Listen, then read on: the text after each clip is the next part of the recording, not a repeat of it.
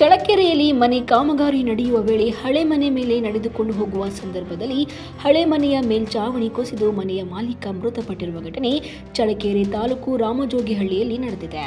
ಇಂದು 2 ಗಂಟೆ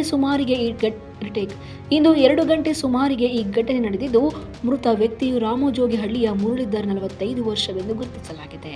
ಮಾಲೀಕನ ಜೊತೆ ಇದ್ದಂತಹ ಮತ್ತೊಬ್ಬ ಕೂಲಿ ಕಾರ್ಮಿಕನಿಗೆ ಸಣ್ಣ ಪುಟ್ಟ ಗಾಯಗಳಾಗಿದ್ದು, ಇಬ್ಬರು ಕೂಲಿ ಕಾರ್ಮಿಕರು ಪ್ರಾಣಾಪಾಯದಿಂದ ಪಾರಾಗಿದ್ದಾರೆ. ಚಳ್ಳಕೆರೆ ಪೊಲೀಸ್ ಪಿಎಸ್ಐ ದರಿಯಪ್ಪನವರು ಸ್ಥಳಕ್ಕೆ ಆಗಮಿಸಿ ಪರಿಶೀಲನೆ ನಡೆಸಿ ಪ್ರಕರಣ ದಾಖಲಿಸಿಕೊಂಡಿದ್ದಾರೆ.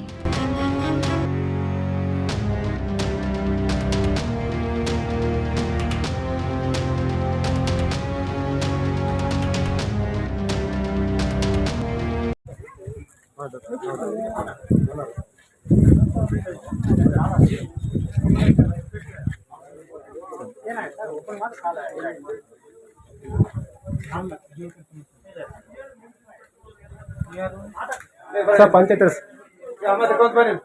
ಇಲ್ಲ ಸರ್, ಒಂದು ವಿಡಿಯೋ ಮಾಡ್ಬೋದು. ವಿಡಿಯೋ ಹೇಳಿದ್ರು ಒಂದು ವಿಡಿಯೋ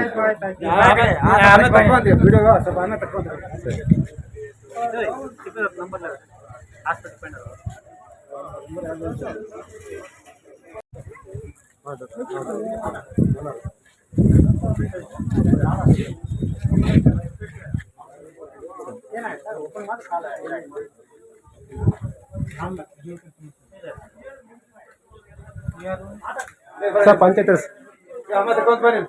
ಇಲ್ಲ ಸರ್, ಒಂದು ವಿಡಿಯೋ ಮಾಡ್ಬೋದು. ವಿಡಿಯೋ ಹೇಳಿದ್ರು ಒಂದು ವಿಡಿಯೋ